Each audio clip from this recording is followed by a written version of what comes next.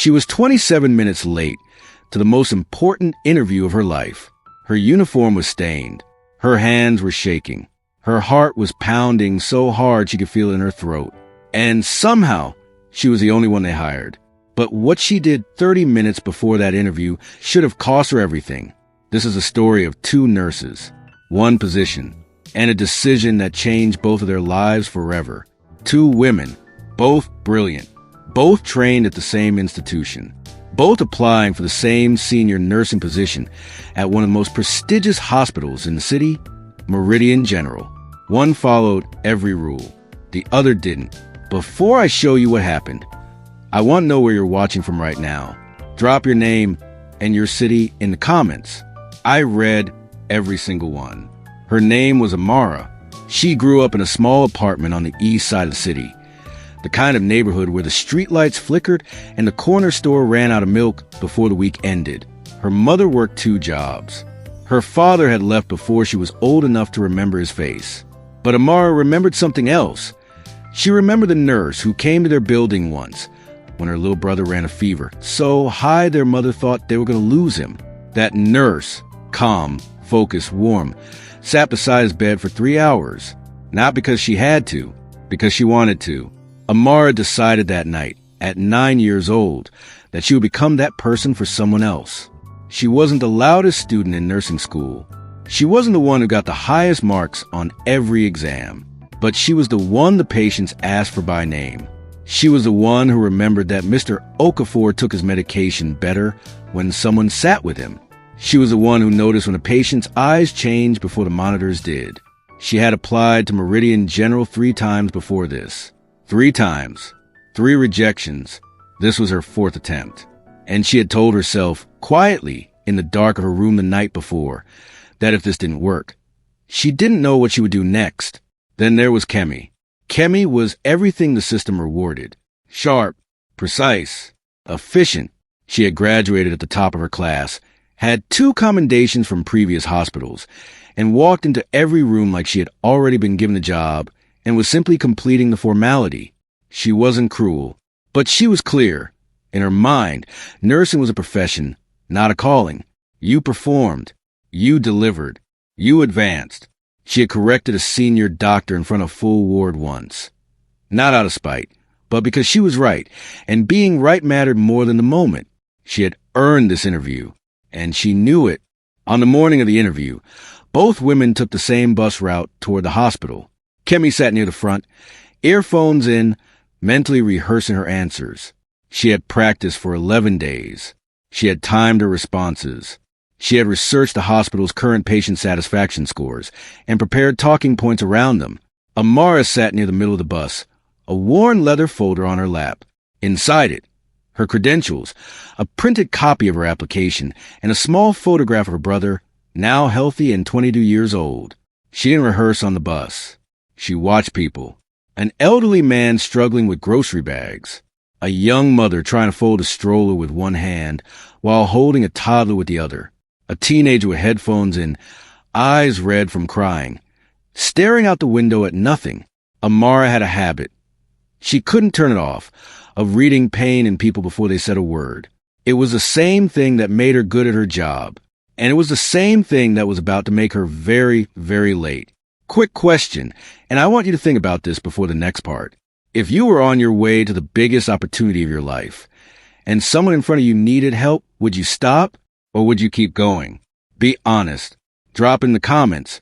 I'm paying attention. Because what happened next is going to make you think twice about your answer.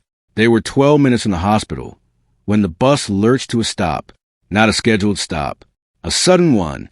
People stumbled forward. A woman gasped. And then, from 3 rows ahead, a sound that Amara recognized before she even stood up. A body hitting the floor. Amara was already moving before anyone else fully understood what had happened. The man on the floor was in his late 50s. His body had collapsed awkwardly between the seats, one arm trapped beneath him, his chest barely moving. "Get him space," Amara said, her voice steady, cutting through confusion. People hesitated for a second, then shifted, instinctively. The way people do when someone sounds like they know what they're doing. She dropped to her knees beside him, 2 fingers to his neck. Nothing. Her eyes sharpened. Call emergency services. Now. No panic. No hesitation.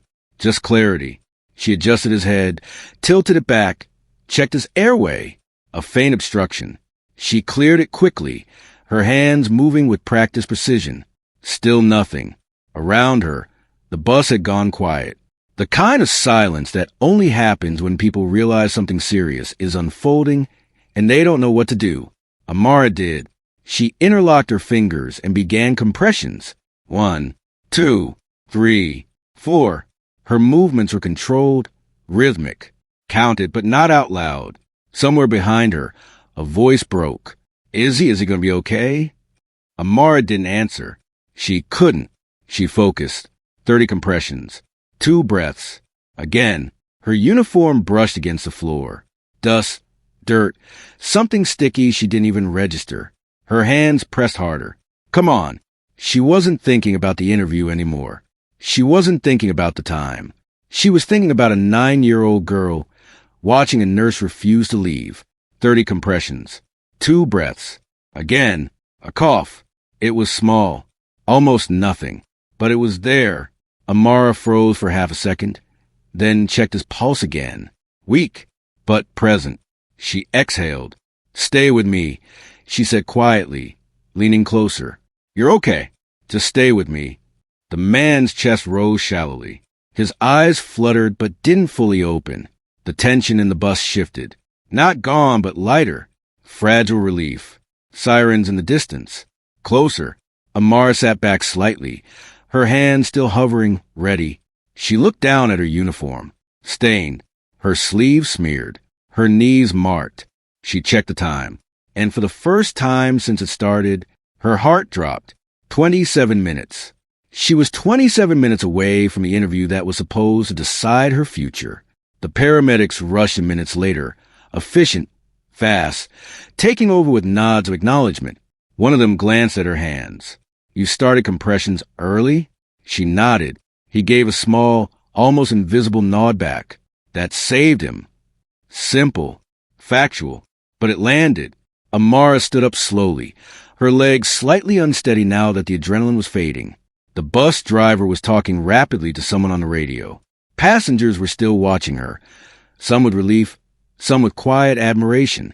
She didn't wait. She grabbed her folder, and she ran. When Amara walked into Meridian General, the lobby clock didn't hesitate. It displayed her lateness with complete indifference. 27 minutes. Her breath was uneven.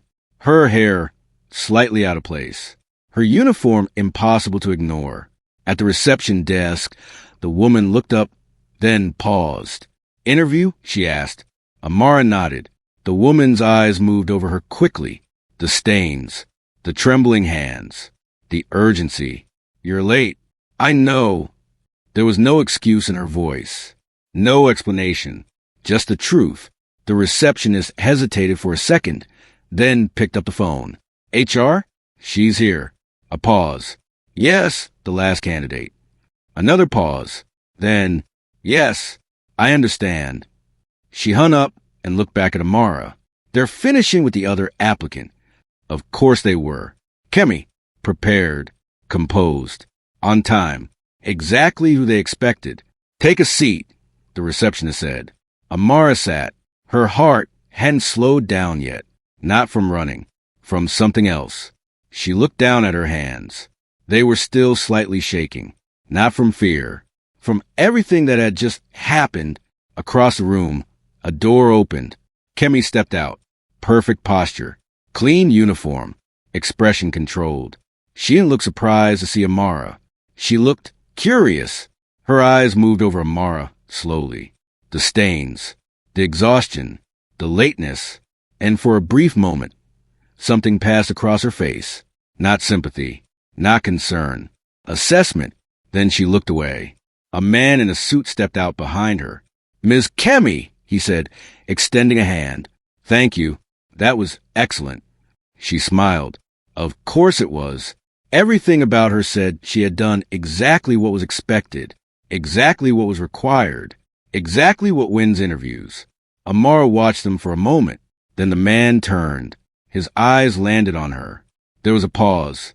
A small one, but noticeable. "You're Amara?" he asked. She stood. "Yes." His gaze moved over her quickly, not judging, not dismissing, just noticing. "You're late." "I know." Again, no excuse, no story, just truth. There was a longer pause this time. Then he nodded slightly. "Come in." The room was quiet. 3 people sat across the table, files in front of them, pens ready. Kemi's file sat neatly stacked. Amara's thinner, less impressive. She sat down, and for the first time since she walked in, the silence pressed in. This was it, the moment she had been working toward for years. And she looked like she had just come from something she couldn't explain. One of the interviewers leaned forward slightly. "Before we begin," she said, "would you like to explain why you're late?" This was the moment, the easy moment, the moment where most people would speak. Explain, defend, justify. Amara paused. Then she shook her head gently. "No." The room shifted, just slightly. "All right," the interviewer said. "Then let's begin." And for the first time since the bus, Amara felt something different. Not fear, not pressure, clarity. Because whatever happened in this room, she already knew who she was and what she had chosen. The first question was simple. "Why do you want to work at Meridian General?" Amara could feel her heartbeat in her chest again. Not panic, just awareness. She didn't recite anything. She hadn't practiced anything. She answered slowly. "Because this is where patients come when it's serious," she said. "And when it's serious, they don't just need skill. They need someone who sees them." One of the interviewers nodded slightly. Another made a note. "Tell us about a time you had to make a difficult decision under pressure." A pause, just a small one. Amara looked down at her hands for half a second, then back up. "This morning," she said. The room shifted, just a little. The man in the middle leaned back, slightly. "Go on." "There was a man on the bus," she said. He collapsed. No pulse. No response. Silence. "I had somewhere important to be," she continued. "But he needed help more than I needed to be on time." No dramatics. No attempt to impress. Just truth. "What did you do?" one of them asked. "I started compressions. Cleared his airway. Stayed until the paramedics arrived." Another note. A longer one this time. "And the outcome? He had a pulse when they took him," she said. The man in the middle exchanged a glance with the woman on his right. It was quick, but it meant something. Amara noticed. She always noticed. The questions continued. Technical, situational, clinical. Kemi would have answered them perfectly. Amara answered them honestly. Sometimes slower, sometimes less polished, but never unsure. And then, the final question. "What does being a nurse mean to you?" This time, Amara didn't pause. "It means doing the right thing," she said, "even when it costs you something." Silence. Not awkward, not tense, just still. The kind of silence where something has landed. "Thank you," the interviewer said finally. "That will be all." Amara stood. She nodded once and walked out. The waiting room felt different now. Quieter. Kemi was gone. The receptionist looked up briefly, then back down. Amara sat for a moment, just a moment, then stood again, because she already knew, not the outcome, but something more important. She had chosen. And whatever happened next, she wouldn't regret it. The call came the next morning. She almost didn't pick up. Her phone had been silent for hours. Too silent. But when it rang, something in her chest tightened. She answered. "Hello." "Amara?" the voice said. "Yes." "This is Meridian General." Her fingers tightened slightly around the phone. "We'd like to offer you the position." Silence. Just for a second. "I thank you," she said. Her voice didn't break, but it came close. "There's something else you should know," the voice continued. Amara waited. "The man on the bus was admitted here." Her breath caught. "He's stable," the voice said. "He asked about you." Amara closed her eyes for a moment. Relief. Real. Deep. Quiet. And The voice continued. One of our senior consultants was on that bus. A pause. He contacted us before your interview ended. Everything clicked. Not loudly, not dramatically, just clearly. The other candidate performed exceptionally well. The voice added. On paper, it wasn't even close. Amar didn't speak. But we're not just hiring skill, the voice said. We're hiring judgment, presence, instinct. Another pause. What you did this morning told us everything we needed to know. Amara swallowed. Report on Monday. The line went quiet. Across the city, Kemi sat in her apartment. Her phone rested on the table in front of her. Silent, she stared at it for a long time, then finally looked away. Not angry, not bitter, just thinking. Because for the first time, something didn't follow the system she understood, and that stayed with her. At the hospital, a nurse adjusted a patient's blanket. A small, ordinary moment. The kind no one notices, except the patient, except the people who need it. Amara stood outside Meridian General 2 days later.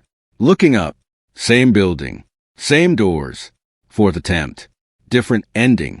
She took a breath, then stepped forward. So let me ask you something. Be honest.